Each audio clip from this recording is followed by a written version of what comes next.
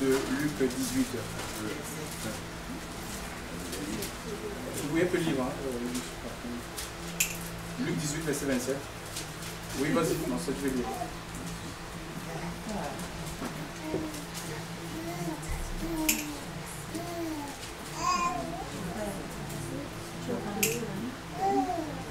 Luc 18, verset 27. C'est trop petit. Jésus leur répondit, ce qui est impossible aux hommes est possible à Dieu. Amen. Donc ce qui est impossible aux hommes est possible à Dieu. C'est une affirmation du Seigneur Jésus-Christ. Voyez-vous, la Bible est une compilation de 66 livres. C'est le livre inspiré. Une partie de la Bible a été écrite par des hommes, mais sous l'influence de l'Esprit Saint.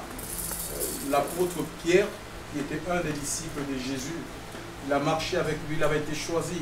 Pierre n'est pas devenu apôtre par sa propre volonté, par sa propre initiative. Il n'est pas sorti d'une faculté de théologie, et pourtant à l'époque, il y avait le Sanhédrin, et ils avaient des écoles. Les écoles ont formé des rabbins. Et Jésus est allé sur la plage, c'était un pêcheur, il est allé sur la plage de Galilée pour recruter cet homme dans son équipe, et il deviendra plus tard apôtre. Un apôtre, c'est un envoyé, c'est un missionnaire. Et il va dire qu'aucune prophétie n'est le produit d'une interprétation humaine, que c'est poussé par l'esprit que les hommes ont parlé de la part de Dieu. Donc une partie de la Bible a été écrite par des hommes, mais poussée par le Saint-Esprit, et une autre aussi a été écrite de Dieu lui-même, notamment les 10 commandements, la loi morale. Elle a été donnée à Moïse dans le mont Sinaï par le biais de l'ange. Et les Écritures, quand nous lisons Timothée 2, verset 3 à 16, il nous a dit que toute Écriture est inspirée de Dieu pour corriger, pour convaincre, pour instruire, pour nous enseigner, afin que nous soyons propres, utiles pour toute bonne œuvre, que nous soyons des hommes et des femmes accomplis. Accomplis, ça dit des gens mûrs, des gens qui ont atteint une certaine maturité. Et ça, c'est le rôle de la parole de Dieu dans chacune de nos vies. Le but de mon message ce matin, ce n'est pas d'essayer d'entraîner les gens vers une nouvelle religion. Il y a trop de religions dans le monde, hein, et pas la peine d'en créer une autre. Mais c'est tout simplement vous entraîner dans les Écritures. Vous savez, nous n'avons pas besoin, nous, êtres humains, nous n'avons pas besoin d'une religion. Il n'y a aucune religion dans le ciel. Que ce soit la religion catholique, protestante, musulmane, évangélique, il n'y a pas de religion dans le ciel. Et Dieu n'est ni catholique, ni protestant, ni évangélique, ni musulman. Il est Dieu, il est esprit. Et ce qu'il recherche, ce sont des adorateurs et des adoratrices en esprit, en vérité. Nous ne pouvons pas adorer Dieu par nos propres forces, par la force humaine, la force mentale. Il faut la puissance du Saint-Esprit. C'est pourquoi Jésus va dire à ce grand prêtre du nom de Nicodème qui est allé le voir la nuit. Pourtant, c'était quelqu'un qui enseignait la Torah. Il enseignait la loi. C'était un homme respecté, un homme connu du peuple. Tout le monde le connaissait. Il est allé voir Jésus en disant « Personne ne peut faire ce que tu fais si Dieu est avec lui. » Jésus ne va pas se fier à ce compliment. Il lui dira « Si tu n'es né d'eau et d'esprit, tu ne peux pas voir ou rentrer dans le royaume des cieux. » Alléluia. Il est question du royaume là. On nous a trop prêché les royaumes de la terre. Même dans des églises qui ont reçu l'illumination, on parle trop des royaumes de la terre. Donne ton cœur à Jésus, tu vas avoir le visa, tu vas aller aux États-Unis. Donc on a trop prêché le royaume des cieux, mais quand nous lisons la Bible, tous les gens qui ont été appelés par Dieu, ils parlent du royaume des cieux. Alléluia. Ils présentent un seul royaume. Le royaume des cieux, l'apôtre Paul le décrit dans Romains 14, verset 17, comme étant un royaume de paix, de justice, de joie par le Saint-Esprit. Ça veut dire que nous avons besoin de l'Esprit Saint pour avoir la paix. C'est une paix qui est spirituelle. Ce n'est pas dans les conférences de paix, les meetings politiques, les colloques religieux que tu trouves ce genre de paix. Ce n'est pas une paix par les armes, un peu comme on voit dans le monde, où une paix arrangée entre les hommes. On essaie d'arranger tout le monde. Non, c'est la paix spirituelle, la paix de Dieu. Même dans la souffrance, c'est une paix, elle est en toi, elle est ancrée en toi, elle ne te quitte pas, elle te porte. C'est la joie aussi, c'est la joie du royaume, c'est la joie de Dieu, la joie qui est produite par le Saint-Esprit. La joie, c'est un caractère de l'Esprit Saint. Et si nous avons l'Esprit Saint, c'est l'Esprit qui va produire cette joie. Pourquoi? Parce que nous sommes tout simplement, non seulement parce que nous sommes membres du royaume, donc les questions de devenir membre du royaume. On peut être membre d'un bâtiment, membre d'une organisation, avec une carte de membre, et ne pas être reconnu dans le royaume des cieux. Pour être reconnu, il faut être membre du royaume. Et pour être membre du royaume, il faut naître de Dieu. Il faut que tu naisses de l'Esprit Saint. Il faut répondre à l'appel du Seigneur, tout simplement répondre au message qui t'est présenté. Alléluia. Croire dans le sacrifice de la croix. Il n'est pas question de croire en un homme, de croire en un gourou, à une organisation, mais croire dans la parole de Dieu. Il est question des Écritures, chers frères et sœurs, pas d'autre chose. Voilà, donc membre du royaume, et le Seigneur nous intègre dans son corps. Alors nous pouvons adorer Dieu en esprit par la puissance, parce que nous avons reçu le Saint-Esprit, nous pouvons adorer Dieu, nous pouvons prier inspiré. On ne sera pas conditionné, enfermé dans un système de prière, mais on prie poussé par l'Esprit de Dieu. Notre vie, c'est une vie d'adoration. L'Esprit de Dieu peut me saisir, je ne sais pas, dans ma voiture ou en train de faire mes courses, je serai en adoration, je vais adorer, je vais prier, parce que ma vie est dirigée, conduite par le Saint-Esprit. Donc, il faut accepter Jésus dans nos vies. Nous avons besoin d'accepter Jésus dans notre vie, de le reconnaître comme étant notre sauveur, parce qu'il est plus que prophète. Un prophète, c'est la bouche de Dieu. C'est quelqu'un qui reçoit un message, il enseigne. Mais il ne sauve pas les gens, ce n'est pas le prophète qui sauve. Nous avons besoin d'un sauveur. Alléluia. Et Jésus est ce sauveur qui a été envoyé par Dieu pour sauver tous les hommes, quelle que soit leur nationalité, quelle que soit, je ne sais pas, leur tradition, leur coutume, leur orientation sexuelle, que tu sois homosexuel, bisexuel, lesbienne, zoophile, tout ce que tu veux, hétérosexuel, Dieu t'aime tel que tu es, non pas qu'il approuve ce que tu fais, parce qu'il a donné les commandements, il faut les suivre, non, mais il veut te changer, il veut te communiquer tout simplement sa nature, parce que nous ne pouvons pas changer par nous-mêmes. C'est lui qui transforme les cœurs, c'est lui qui transforme les vies. En Christ, on devient une nouvelle création. Alléluia. La vie est changée, on est transformé. La Bible nous dit qu'on est transformé. Il nous transforme à la même image que lui. Alléluia. Et il est saint. Et il nous donne sa sainteté. Alléluia. Mais à nous de vouloir, à nous de désirer. Il est sauveur. Alléluia. Il peut nous sauver maintenant dans cette vie. Alléluia. Mais aussi il nous sauve dans la vie future. Alléluia. Il nous sauve dans la vie future. Alléluia. Parce que la vie ne s'arrête pas quand nous fermons les yeux aux réalités de ce monde. Alléluia. Nous, êtres humains, nous ne sommes pas faits que de chair, de sang. Nous avons la chair, nous avons le sang, nous avons l'âme et nous avons aussi l'esprit. Le corps retourne à la terre où il a été tiré, mais l'esprit va à Dieu, d'après l'Écriture. Pour être quoi? Pour être récompensé. Si tu es dans la foi, ton esprit va à Dieu pour être récompensé en fonction de comment tu as vécu, comment tu as fonctionné dans l'œuvre, comment tu as servi Dieu. L'Écriture nous parle du tribunal des récompenses. Alléluia. Donc voilà, il nous faut travailler à notre salut. Le salut, c'est quelque chose qui se travaille quotidiennement. Ça parle de la méditation de la parole, une vie de remise en question quotidienne. Alléluia, pour savoir si on est dans la volonté de Dieu, si on est dans le coup. Et si le Seigneur vient maintenant, si Jésus était en train de venir maintenant sur les nuées, est-ce que je serais en train d'être transporté par la puissance de la résurrection pour aller à sa rencontre? C'est des questions qu'on doit se poser au quotidien. C'est lui seul qui sauve, chers frères et sœurs. La religion ne peut rien vous apporter. Elle a faussé l'image de Dieu. Alléluia. Les gens, ils sont en colère contre Dieu à cause de l'hypocrisie qui règne dans les milieux religieux, chers frères et sœurs. Donc nous avons besoin de Jésus et de conformer nos vies à sa parole. Nous serons heureux, chers frères et sœurs. Nous ne serons pas heureux parce que nous appartenons à un groupe, parce que nous appartenons à un grand ministère, ou nous suivons le plus grand orateur du monde. Non, parce que tout simplement tu as une intimité avec Dieu. Tu as l'intimité avec Dieu, tu es attaché à Jésus. Il est le sceptre et sa vie va couler dans ta vie. C'est une vie de paix, une vie de joie, une vie de sainteté, une vie forte qui te permet d'avancer malgré les vicissitudes de la vie. Nous avons lu un passage tout à l'heure. Les choses qui sont impossibles aux hommes sont possibles à Dieu. C'est une affirmation de Jésus-Christ. Et cette déclaration, voyez-vous, a communiqué la foi dans la vie de millions d'hommes et de femmes. Ouais, Dieu se sert de la foi pour agir, pour opérer. La foi, c'est comme une monnaie. Pour les gens qui sont riches, ils sont capables de beaucoup de choses parce qu'ils ont de l'argent. Mais dans le royaume des cieux, on ne peut rien acheter.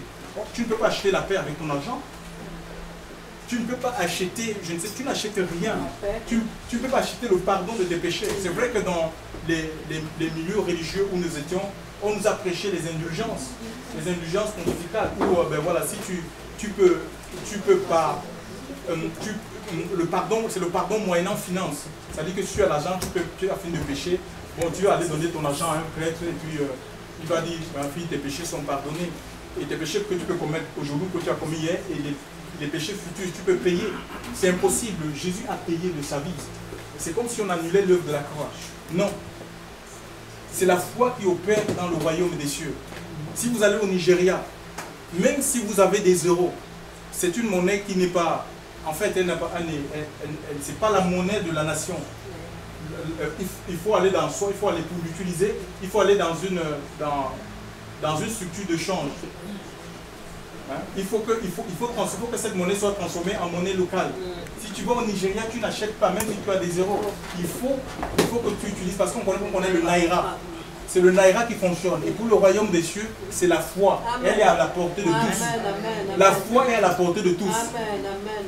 Parce que c'est Dieu lui-même qui communique la foi. Amen. Elle vient de ce qu'on entend, d'après Romains chapitre 10, verset 17. Et ce qu'on entend vient de Dieu, la parole de Dieu. Amen. Des choses qui sont impossibles aux hommes sont possibles à Dieu. Des millions d'hommes et de femmes, chers frères et sœurs, des gens qui mouraient de maladies sans secours, des gens qui étaient face à des montagnes d'impossibilités. Ils disaient, mais comment on va faire pour s'en sortir? Ils ont entendu cette affirmation parce que le message que nous prêchons est un message générationnel. Il y a des gens qui ont prêché ce message avant nous et après nous.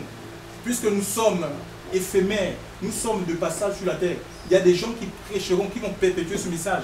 Ils ont vu, chers frères, des gens qui mouraient de maladies sans secours, des gens qui étaient condamnés par la médecine, condamnés par les hommes. Ils étaient complètement brisés par l'épreuve. Ils ont entendu, ils ont été au contact du message. Ils ont été au contact de Jésus, parce que là, c'est les questions de Jésus. Il est la parole faite chair. Le Verbe. Il est la parole. Ils ont côtoyé Jésus. Ils ont côtoyé la parole. Ils ont entendu ce message, chers frères et sœurs. Et ils ont cru dans ce message. Parce qu'ils ont cru, ils ont vu leur impossibilité devenir possibilité. Amen. Dieu n'a pas changé. Il est le même, nous dit l'Écriture, hier, aujourd'hui, éternellement. Hébreux 13, verset 8. Jésus est le même.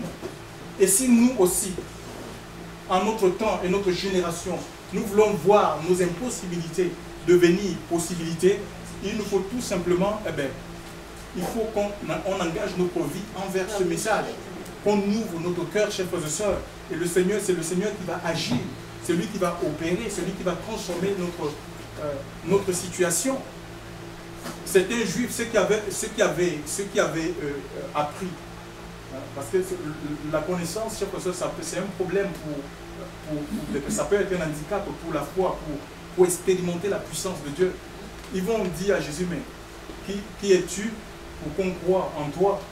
Jésus leur dira dans le livre de Luc, chapitre 8, 24, si vous ne croyez pas que je suis, vous mourrez dans vos péchés, chers frères et sœurs. Donc il n'y a personne qui puisse nous délivrer de la mort. Il y a 3 types de mort. Il y a la mort physique.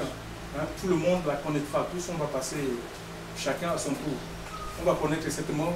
Il y a la mort spirituelle. Donc là, il parle de la mort spirituelle. Vous mourrez dans vos péchés. Si nous péchons, chers frères et sœurs, quand nous avons reçu la connaissance du Fils de Dieu, nous avons reçu l'Esprit, nous rentrons dans notre péché volontaire, l'Esprit de Dieu, nous allons mourir spirituellement. C'est-à-dire l'Esprit de Dieu va nous quitter. Même si on continue à vivre, on n'aura plus l'Esprit. L'Esprit de Dieu va partir. Parce que l'Esprit ne peut pas rester dans un corps souillé. C'est pourquoi l'Écriture nous dit que nous sommes le temple du Saint-Esprit et que nous devons nous conserver, chers frères et sœurs, dans la pureté. Nous devons conserver nos vies, alléluia, dans la pureté. Nous avons été scellés de l'Esprit pour le jour du rachat, le jour que le Seigneur viendra nous enlever. Donc il faut garder le sceau. Il Il faut garder le sceau de l'identification, le sceau que tu as reçu si tu es effectivement enfant de Dieu. Tous les enfants de Dieu, ils ont reçu le sceau, on peut l'appeler, c'est aussi le Saint-Esprit. Hein. C'est le Saint-Esprit, c'est le gage de notre salut, nous dit l'Écriture. Et ceux qui n'ont pas l'Esprit n'appartiennent pas au Seigneur. Tu peux appartenir à une religion, à une dénomination et exercer même. Mais si tu n'as pas l'Esprit Saint, d'après Romains chapitre 8, j'ai dit que tu n'appartiens pas à Dieu, tu n'appartiens pas à Christ. Il faut appartenir à Christ. Il n'est pas question de militer dans un mouvement, dans une structure. Il faut avoir reçu le Saint-Esprit. Alléluia. C'est le sceau de l'identification. Il reconnaît ses disciples au sceau. Le sceau, et c'est Dieu qui te le donne. Alléluia. Tout simplement parce que tu t'ouvres à lui, tu crois dans son message. Et qui est-il pour qu'on croie en lui? Qui est-il? Il dit, si vous ne croyez pas que je suis, vous mourrez dans vos péchés. Ça veut dire que Jésus, c'est lui qui délivre du péché. Chers frères et sœurs, mais aussi, je disais qu'il y avait trois morts. Hein. Il y a la mort physique, la mort spirituelle, et il y a le lac de feu, c'est la mort éternelle. Il y a une mort éternelle, parce que nous avons l'esprit, et l'esprit ne meurt pas. Quand le corps retourne à la terre, l'esprit retourne à Dieu pour être jugé. Et certains ne rentreront pas parce qu'il y a deux destinations, soit le lac de feu ou la félicité, le paradis, la présence de Dieu. Pour ceux qui ont obéi, pour ceux qui sont restés fidèles au Seigneur. Mais le lac de feu, c'est une mort, tu brûles. L'Écriture dit que les vers ne meurent point. C'est comme si tu brûles, mais tu n'es pas consumé. Et tu souffres pour l'éternité, chers frères et sœurs, dans le Seigneur. C'est une réalité. Le lac de feu, ce n'est pas un mythe. C'est une réalité, ça existe. Il y a cette mort, et il n'y a que le Seigneur Jésus-Christ. Il est la résurrection et il est la vie. Qu'est-il pour qu'on croit en lui? Il est la résurrection. Comprenez que Jésus est la résurrection et la vie.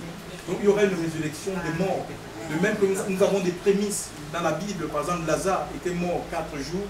Et Jésus, nous voyons que Jésus est allé vers cette famille-là. Il a affectionné cette famille, il est allé. Il a ressuscité Lazare. Parce que Lazare croyait en lui. Il y a la résurrection des morts, chers frères et sœurs. Et nous avons besoin de recevoir cette assurance. Il y a des enfants de Dieu qui ont peur même de la mort, ils ont peur de mourir, ça veut dire qu'il y a un problème. Quand tu reçois le Seigneur, il te débarrasse de ça. Cette peur est normale. Mais quand tu reçois Christ, il te débarrasse de ça. Il met en toi l'assurance de la vie éternelle. Et dans nos églises aujourd'hui, je crois que plus que jamais, nous avons besoin de prêcher cela, chers frères et sœurs. De prêcher cette espérance qui nous lie à Dieu. Parce qu'il y a des promesses. Il y a des promesses qui touchent cette vie, tu vois, qui sont dans cette vie, qui sont limitées à ce temps, mais d'autres sont intemporelles. Et nous devons plus vraiment mettre l'accent sur les promesses éternelles. Hein, par exemple, Jésus parle, il parle de la vie éternelle. Celui qui croit en moi a la vie éternelle. Jean 3,36, où Dieu a tant aimé le monde qu'il a donné son Fils unique, afin que quiconque croit en lui ne périsse point, mais qu'il ait la vie éternelle. Jean 3,16, c'est une vie sans fin. La vie éternelle, c'est une vie sans fin. Mais dans le corps, si on ne peut pas vivre cette vie, on veut aller au ciel. On veut aller au ciel, tout le monde veut aller au ciel. Mais tout le monde, les gens ne veulent pas mourir. Mais la chair et le sang ne peuvent pas hériter, la chair et le sang ne peuvent pas hériter le royaume. On ne peut pas rentrer dans le royaume des cieux avec ce corps. Non, c'est impossible, ça ne peut pas tenir. C'est pourquoi pour certains, Dieu utilisera la mort. Certains, ils seront enlevés. Ils seront enlevés de leur vivant, ils seront enlevés, mais pour d'autres, Dieu utilisera la mort pour les permettre de rentrer, pour les donner le corps glorifié. Alléluia. Le corps qui tiendra dans la présence de Dieu pour le louer, pour l'adorer, chers frères et sœurs dans le Seigneur. Il est la résurrection et la vie. Hein? Il y a une résurrection des morts, chers frères et sœurs. Les morts en Christ, nous dit l'Écriture. Au son de la trompette, à la voix d'un archange, ils vont ressusciter. Les morts en Christ, pas les morts qui sont dans la religion. Pas les gens qui meurent dans la religion. Ceux qui meurent dans le Christ, ceux qui meurent dans la foi au Fils de Dieu. C'est lui l'envoyé de Dieu. Qui est-il pour qu'on croit en lui? Mais l'Écriture dit qu'il y a un seul médiateur. Il est le médiateur entre Dieu et les hommes. Il n'y a pas de comédiateur ni de comédiatrice. On ne va pas à Dieu par Marie, par la religion, par les anges, par les saints. Non. C'est par Christ, chers frères et sœurs, qu'on va à Dieu. C'est lui qui a établi le pont entre les hommes et nous. Et ce pont, c'est le sang. Il faut croire dans le sacrifice de la croix. Son sacrifice quoique ayant été accompli il y a plus de 2015 ans, il est aussi valable aujourd'hui, chers frères et sœurs. Nous pouvons, l'Écriture dit que sans effusion de sang, il n'y a pas de pardon. Et nous pouvons être mis, on peut faire donner sa vie pour que nous soyons sauvés. Pour que nous soyons sauvés de la mort, chers frères et sœurs, de la mort éternelle, que nous soyons sauvés de la vie de péché. Il nous délivre de la vie du péché, pour que nous soyons sauvés des démons. Combien sont conditionnés par les démons, ils sont manipulés par Satan. Chers frères et sœurs, leurs projets sont manipulés par le diable. Tu montes des projets et ça tombe. Il n'y a rien qui tient, ils sont manipulés par Satan, par les sorciers, ils ont peur même des sorciers. Non, le Seigneur nous sauve de tout ça. Il nous donne l'esprit. Et l'Écriture dit que celui qui est en nous, il est plus fort que celui qui est dans le monde. À condition qu'on soit attaché au Seigneur, il nous délivre des peurs, chers frères et sœurs, la peur du lendemain. C'est lui le médiateur, il faut aller à lui, il faut regarder au Seigneur. Il est le chemin, la vérité et la vie. Qui est-il pour qu'on croie en lui? Jean 14, 6. Il est le chemin, le seul chemin qui mène à Dieu. Le chemin qui va à Dieu. Ce n'est pas la religion qui nous amène à Dieu, chers frères et sœurs. La religion nous attache aux hommes, ça nous attache aux bâtiments. C'est lui, c'est le seul chemin qui nous mène à Dieu. Et dans ce chemin, tu vas trouver la vérité. Et la vérité qui nous rend libres. Il faut connaître la vérité vous affranchira. La vérité sur Dieu, sur le plan de Dieu, sur ses projets, sur ce qu'il attend de toi. Il est la vie, c'est la vie de l'esprit. Celui qui a le Christ a la vie, nous dit l'Écriture. Et Jésus est venu nous donner une abondance de vie. C'est une vie spirituelle. C'est la vie de Dieu. Si on ne l'a pas, quand elle vient en nous, elle va briser les chaînes.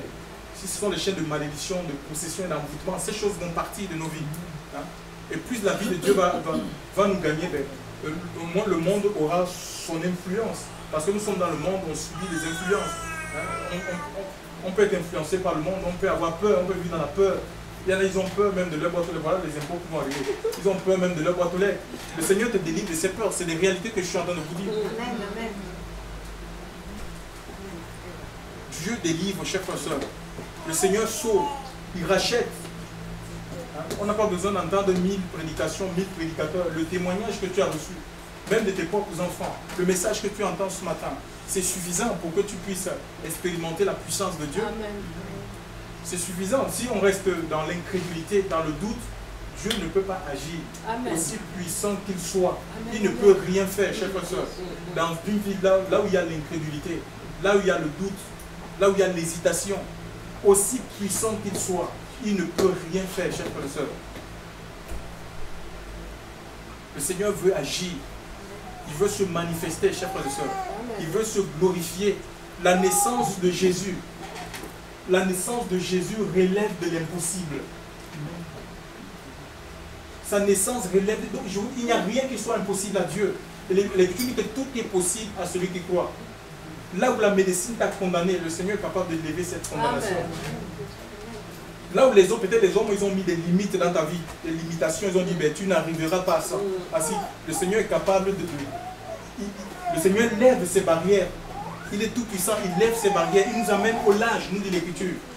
Dieu est capable de t'amener au large avec Dieu, chers frères et sœurs. David dit avec Dieu, je franchis les murailles. Tu es capable de franchir les murailles. Quelles sont ces murailles que les hommes t'ont imposées? On verra ce que tu vas devenir.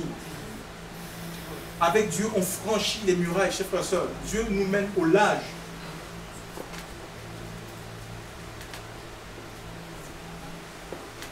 Sa naissance relève du miracle. On n'a jamais entendu qu'une vierge est tombée enceinte. Non. Mais c'est une réalité. Ésaïe avait prophétisé.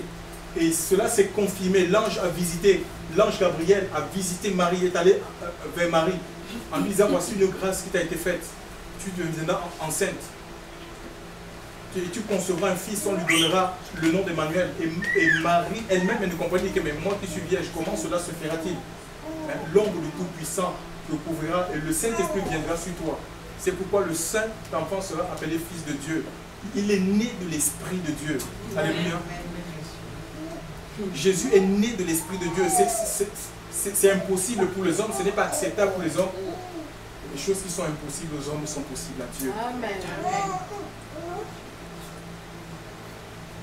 Sa mort relève du miracle. la mort de Christ relève du miracle. Personne n'a pris sa vie. Vous savez, il y avait le gouverneur de l'époque qui a dit, ne sais-tu pas que j'ai le pouvoir de te relâcher, le pouvoir de te crucifier, parlant de Pilate. Le Seigneur lui a dit, mais tu n'auras aucun pouvoir sur moi si cela t'est donné du ciel. Et dans le livre de Jean, chapitre 7, verset 18, il dit, personne ne me l'ôte. Personne ne me l'ôte, je la donne de moi-même. Il s'est donné volontairement de sa vie. Il s'est vidé de sa vie pour nous remplir de sa vie.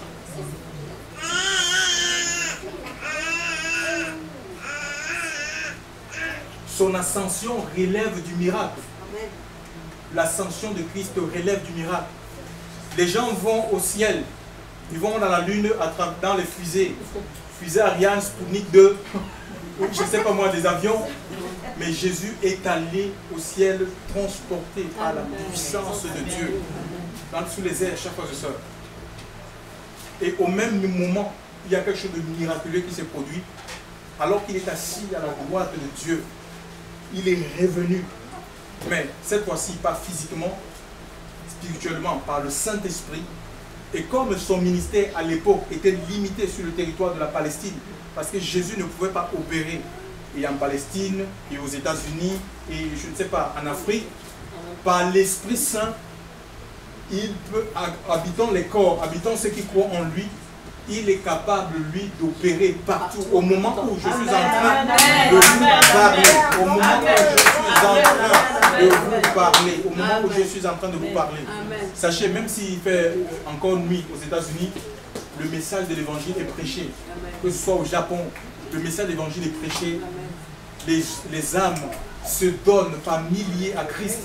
Les malades sont guéris. Les paralytiques se relèvent, les boiteux marchent. Chers frères et sœurs. Et il y a une joie dans le ciel. Alléluia. Les âmes sont heureux parce que l'œuvre de Dieu est faite. Celui qui croit en moi fera les œuvres que j'ai faites. Il en fera de plus grandes. Jean 12, 14. Tu peux rentrer cet après-midi dans ces œuvres. Je ne sais pas ce que le Seigneur veut accomplir à travers ta vie, mais l'appel du Seigneur est attaché aux promesses. L'appel de Dieu est lié aux promesses. Nous ne savons pas souvent ce que Dieu, le Seigneur, a envie de faire, mais il y a quelque chose, il y a un projet, il y a un but pour lequel le Seigneur nous appelle. Pourquoi? Parce qu'il ne nous a pas appelés sur cette terre pour occuper l'espace inutilement. Chacun doit rentrer dans le projet de Dieu, la vision de Dieu pour sa propre vie. Que le Seigneur vous bénisse et qu'il nous aide à saisir sa volonté pour notre temps. Maintenant, je vais poser une question.